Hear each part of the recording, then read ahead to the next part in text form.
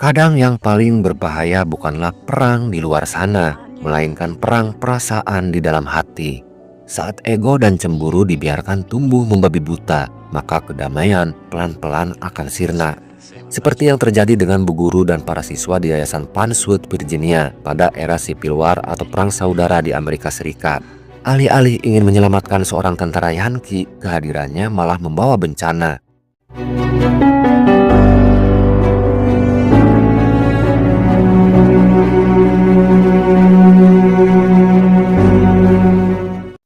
Virginia, musim gugur tahun 1862.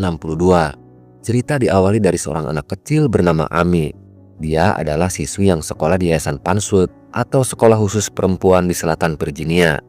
Saat sedang mencari jamur di hutan, tiba-tiba Amy dikejutkan dengan penampakan sosok prajurit Yankee bernama John McBurney. Prajurit itu kabur dari medan perang setelah mengalami luka parah di kakinya. Crawled off in the bushes and bled to death. Awalnya, Amy terlihat ketakutan saat bertemu dengan prajurit tersebut. Namun John berusaha meyakinkan Amy kalau tujuan dia datang ke yayasan hanya ingin meminta bantuan untuk mengobati lukanya. Karena Amy mau membantunya, John pun mencium bibir bocah tersebut sebagai ucapan terima kasihnya. Namun, bocah itu menganggap kalau prajurit Yankee itu menyukainya. But everybody calls me Amy. Amy membawa John ke Yayasan Panswood Seminary, sebuah sekolah yayasan khusus perempuan milik kepala sekolah bernama Nyonya Martha. Sebenarnya sekolah itu sedang libur. Dia hanya menyisakan beberapa siswi yang dititipkan di yayasan tersebut. Taking some mushrooms, and I didn't notice how far Don't worry about it. It's just been one less. Kehadiran John tentu saja membuat penghuni yayasan sangat ketakutan. Dalam situasi perang, orang asing akan dianggap sebagai ancaman. Namun karena kondisi John sedang kritis, Nyonya Martha terpaksa meminta bantuan siswanya untuk menggotong dan membawa si John ke rumahnya. Doris, Abigail, go get some sheets and make up that they're not likely to be by again today. Turn him over to the patrol. He'll die in prison. Setelah dibaringkan di ruang tamu, Nyonya Martha meminta pembantunya bernama Hallie dan guru bahasanya bernama Edwina Dabney untuk membantunya mengobati luka di kaki John. Karena kakinya mengalami luka robek, Nyonya Martha terpaksa harus menjahitnya. Had a bath. I know this. There's lots of mending to be done. Into the parlor, all of you. Ketakutan Nyonya Martha akhirnya terbukti. Tak lama setelah dia membawa John ke rumahnya, siswanya memberitahu kalau pasukan konfederasi sudah menunggunya di pintu gerbang. Nyonya Martha pun menyuruh guru dan para siswanya untuk bersembunyi. Sementara dia akan mendatangi pasukan konfederasi yang sedang mengejar sisa-sisa prajurit Yankee. Beruntungnya, komandan pasukan konfederasi tidak mencurigai keberadaan si John yang disembunyikan di rumah yayasannya. I think Miss Martha is gonna tell him about Mr. Think about it. 6 students and a teacher. Sekolah yayasan milik Nyonya Martha dikenal sangat tertutup dengan dunia luar. Sehingga kehadiran John yang punya wajah ganteng membuat semua wanita yang ada di sekolah yayasan naksir berat kepadanya. Tak terkecuali dengan pemilik yayasan bernama Nyonya Martha. Kepala sekolah itu diam-diam jatuh cinta kepadanya. Don't talk that way. It's hard enough to get the girls to study. They'll rape every one of us. Le mari de ma... Sadar kalau dirinya sedang menjadi pusat perhatian, si John pun tak menyanyiakan kesempatan tersebut. Dia mulai tebar pesona kepada pemilik yayasan, guru bahasa, dan para siswinya agar dia punya perlindungan yang aman dari kejaran pasukan konfederasi. Si John sendiri tergabung dengan Batalion 66 dari pasukan Union yang dikenal sebagai prajurit Yankee. Hallie says Mr. McBee brought us luck.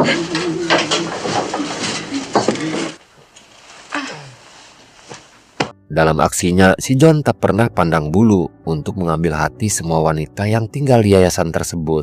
Wanita pertama yang dia dekati bernama Edwina Dabney, sosok guru cantik yang ditugaskan Nyonya Martha untuk merawat John McBurney. Decide. He's out of bounds. But even if I sounded the alarm, Miss. Edwina dititipkan di yayasan sejak usianya masih 15 tahun. Itu artinya sudah 7 tahun Bu Guru cantik itu tak melihat dunia luar. Si John berusaha menggoda Edwina dengan menyebut kalau gadis itu layak mendapatkan seorang pangeran yang akan datang untuk menikahinya. Mendengar pujiannya, bu guru itu langsung baper. Hatinya berdebar kencang dan matanya tak bisa berbohong kalau dia jatuh hati dengan sosok si John yang dirawatnya. Randolph is a turtle. Honey, I would have bet that you'd never been in love. Pain gets too great. I'll ask Hallie to bring you some. Sebenarnya Edwina masih ingin berduaan bersama si John, namun kepala sekolahnya sedang antri di luar, menunggu giliran agar bisa menjenguk si John di kamarnya. Karena posisinya sebagai pemilik yayasan Panswood, Nyonya Martha harus jaga image di hadapan laki-laki yang sudah meluluhkan hatinya. Might be a sin to shave that growth off. Did he die? Don't know. How did you get those crutches? Dan ternyata bukan hanya Edwina dan kepala sekolahnya saja yang datang ke kamar si John. Besok malamnya giliran siswinya bernama Alicia yang usianya baru genap 17 tahun. Karakternya berbanding terbalik dengan gurunya. Alicia terlihat sangat nakal. Dia langsung nyosor mencium bibir si John. Alicia pun menawarkan pintu kamarnya yang selalu terbuka jika si John ingin bermain lato-lato dengannya. Oh, I told Randolph all about Tidak mau ketinggalan dengan para seniornya, bocah kecil bernama Ami ikut-ikutan masuk ke kamar si John. Ami hanya ingin memberitahu pangeran tampan hayalannya kalau dia sudah mengenalkan si John dengan kura-kura kesayangannya bernama Rudolph. Si John pun hanya tersenyum melihat tingkah laku bocah tersebut. Si John sudah menganggap Ami sebagai teman kecil yang selalu membantunya. Been there a long time. Should I get him for you? Bye. Feeling better, Mr. McBee? Sementara di kebunnya, para siswi yang sedang menanam sayuran terlihat sedang menggosip si John. Sesekali para siswi itu adu mulut dengan pembantu yayasan bernama Haley yang melarang para siswi untuk membicarakan sosok si John karena para siswi itu belum cukup umur untuk mengenal laki-laki. Ben used to say that. Who's Ben, your husband? Even if I have to go to General Grant personally. Memanfaatkan situasi rumah yang sedang sepi, si John pun mulai menggoda Edwina yang ditugaskan oleh Nyonya Martha untuk melayaninya. Namun sebelum si John berhasil mencumbu gadis polos tersebut, tiba-tiba keduanya dikagetkan dengan teriakan para siswi yang memberitahu kalau Nyonya Martha sudah pulang. Man's face to be smooth as a baby's bottom. That it's a foolish waste of energy. Hingga suatu hari, saat Edwina sedang mengajar, Alicia tak sengaja melihat si John dari balik jendela. Dengan berpura-pura meminta izin mau mengambil buku di kamarnya, gadis itu ternyata menghampiri si John yang sedang duduk di taman. Karena sudah tak tahan menahan hasratnya, gadis itu meminta si John untuk mencumbunya.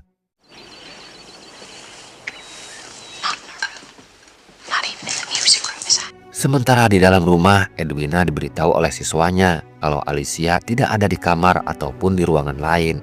Karena dari awal sudah curiga kalau Alicia sedang menemui si John, Edwina pun langsung mencarinya. Alicia akhirnya gagal memuaskan hasratnya setelah dipergoki langsung oleh gurunya. Sorry, no. I want for you. Setelah luka di kakinya mulai membaik, si John mendapat undangan dari Nyonya Martha untuk makan malam bersama para siswinya. Nyonya Martha menawarkan pekerjaan buat si John agar pemuda itu bisa tinggal lama di yayasannya.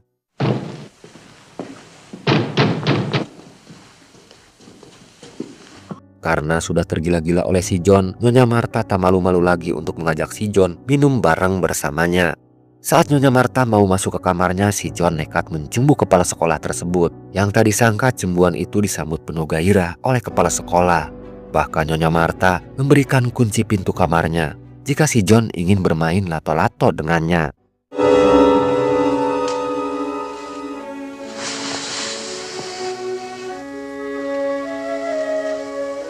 Sejak saat itu, si John mulai mendatangi satu persatu kamar para penghuni yayasan. Bukan hanya berhubungan intim dengan kepala sekolahnya, si John juga bisa leluasa meniduri guru dan para siswi di yayasan tersebut. Bahkan pembantu dari Afrika bernama Haley ikut mendapat jatah bermain lato-lato dengannya.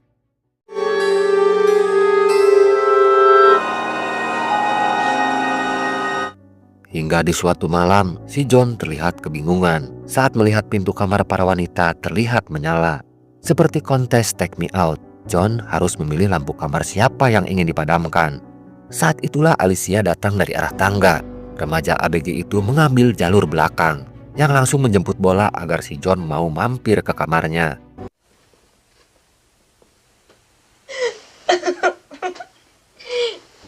Namun suara gaduh di kamar Alicia terdengar oleh Nyonya Martha dan Edwina yang saat itu sama-sama sedang menunggu kedatangan si John ke kamarnya. Karena suara gaduh dan desahannya sangat mengganggu, Edwina pun bangun untuk mengecek kamar muridnya. Begitu sampai di kamarnya, Edwina terlihat shock dan langsung menangis melihat si John sedang berhubungan intim dengan siswinya. Sementara si John berusaha menenangkan Edwina. Namun tanpa diduga Edwina tiba-tiba mendorong tubuh si John hingga terjatuh dari lantai 2. Edwina, Hallie. Carol. Melihat si John tergeletak bersimbah darah, seluruh penghuni yayasan terlihat panik. Sementara Edwina hanya bisa menangis menyesali perbuatannya. Setelah digotong ke sofa, ternyata luka di kaki si John lebih parah dari sebelumnya. Nyonya Martha terpaksa harus mengamputasi kaki si John agar bisa menyelamatkan nyawanya. Hurts so much. There are no splints. Namun saat si John sadar kalau satu kakinya sudah hilang, dia pun murka dan tak terima dengan alasan Nyonya Martha yang telah memotong kakinya. Bagi si John, luka di kaki tidak akan membuatnya mati. Meskipun Nyonya Martha sudah menjelaskan secara medis kalau luka di kakinya bisa mengancam jiwanya, si John tetap tak percaya. Dia malah menuduh kalau Nyonya Martha sengaja mengamputasi kakinya karena cemburu buta. You might welcome it, but you won't get it. If he's here, he can't give information. I'm sorry about what happened. John akhirnya harus melewati masa-masa berat dalam hidupnya.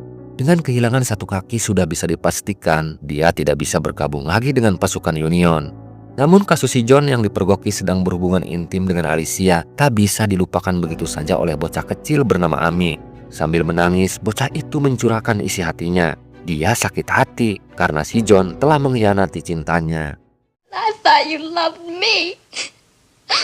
I haven't heard any sounds of any battle. Meskipun si John sudah menuduhnya macam-macam, Nyonya Martha tetap merawatnya. Rasa cintanya kepada si John mengalahkan semua luka yang diterima. Namun kebaikan Nyonya Martha tak bisa menghapus dendam di hati si John, yang merasa yakin kalau pemilik yayasan itu sengaja mengamputasi kakinya agar dia tak bisa keluar dari yayasan.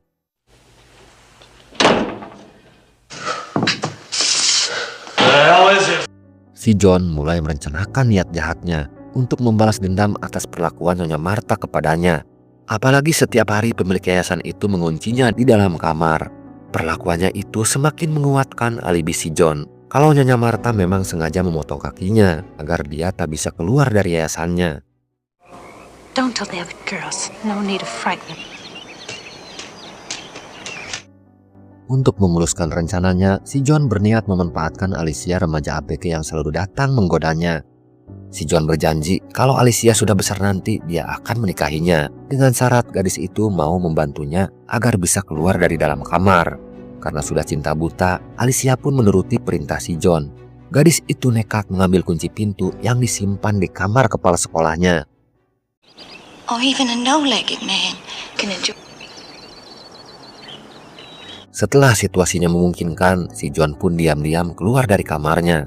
Memanfaatkan situasi rumah yang lagi sepi, si John berhasil masuk ke kamar Nyonya Martha. Selain mengambil pistol, si John juga mencuri surat-surat berharga. Later, they'll find out about the school anyway, won't they?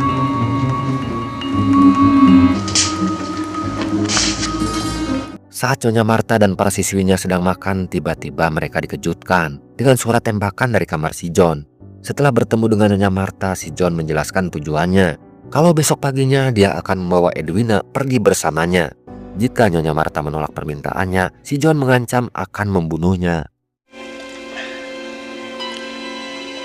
Miss Martha, I'm so scared. Karena diancam, Nyonya Martha menyetujui permintaan si John. Namun saat si John pergi ke kamarnya, Nyonya Martha langsung mengumpulkan para siswinya. Dia menyuruh Amy untuk mencari jamur beracun agar dia bisa membunuh si John sebelum prajurit itu berhasil kabur dari rumahnya. Could pick some mushrooms. I know just where to find them. Just here. Yes, you're quite right, Janie. Besok paginya, Nyonya Martha mengundang si John untuk makan bersamanya. Tanpa curiga, si John menerima undangan tersebut. Sementara wajah Edwina terlihat bahagia. karena sebentar lagi dia akan pergi bersama laki-laki yang dicintainya. Pass the biscuits to Corporal McBurney and pass What happened to anything I could do? Namun saat Edwina mau memakan hidangan jamur, wajah Nyonya Martha terlihat panik. Dia pun melarang Edwina untuk memakan jamur yang dimasaknya. Si John akhirnya sadar kalau dia telah diracun oleh pemilik yayasan. Namun sebelum si John berhasil mengambil pistolnya, zat racun sudah terlanjur bereaksi di dalam tubuhnya. Si John akhirnya tewas mengenaskan sebelum berhasil membawa kabur Edwina dari yayasan. Cerita pun akhirnya selesai.